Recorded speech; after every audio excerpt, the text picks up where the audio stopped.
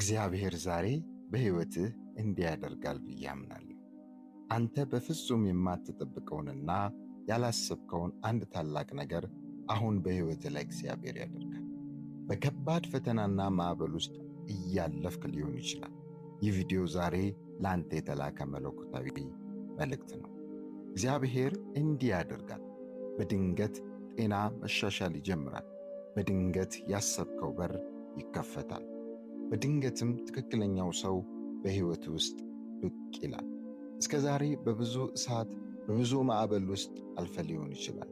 አሁን ግን ሕይወትህን ለሚመጣው የተትረፈረፈ በረከት ራስህን አዘጋጅ። እግዚአብሔር ተከታትለው ሲያሳድዱ የነበሩ ጠላቶችን ዛሬ ድል ይነሳል። የድልና የነጻነትን አዋጅ አብረኸኝ አውጅ። የአእምሮ ጭንቀት ድብርት ተሸንፏል። ክፉ ሱሶች ልምምዶች ተሸንፈዋል። በሥራ ቦታ ላይ የነበረው ውጥረትና ችግር ተወግዷል። ሕመምህ ተፈውሷል። ያ ሕይወትን ሲያውክ የነበረ ከባድ ማዕበል አሁን ላይ ጸጥ ይላል። እግዚአብሔር በሕይወት ውስጥ እጅግ ያልተለመዱና ድንቅ የሆኑ ተአምራትን ሲሠራ በዐይንህ ታያለህ። በእግዚአብሔር ላይ ሙሉ ለሙሉ ስለታመንክና ስለተደገፍክ እርሱ ካለህበት አረንቋ፣ ካለህበት ችግር፣ ካለህበት የትኛውም አይነት አንተ መውጣት የማትችላቸውን ነገሮች እግዚአብሔር ያወጣሃል።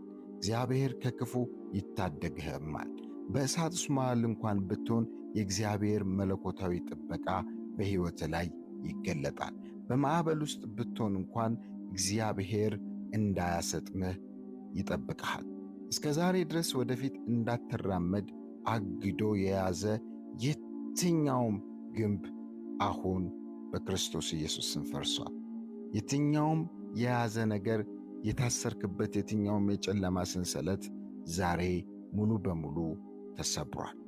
የመለኮታዊ ነጻነት ወይም ደግሞ ድንገት የሚመጣው እግዚአብሔር በረከት በእምነት የምትቀበል ከሆነ አሁን ላይ በኮሜንት ላይ አሜን ብለህ ጻፍ። ይህ ቪዲዮ ከጠቀመ ላይክ፣ ሼር፣ ሰብስክራይብ በማድረግ ቤተሰብ ይሁኑ። ተባረኩ።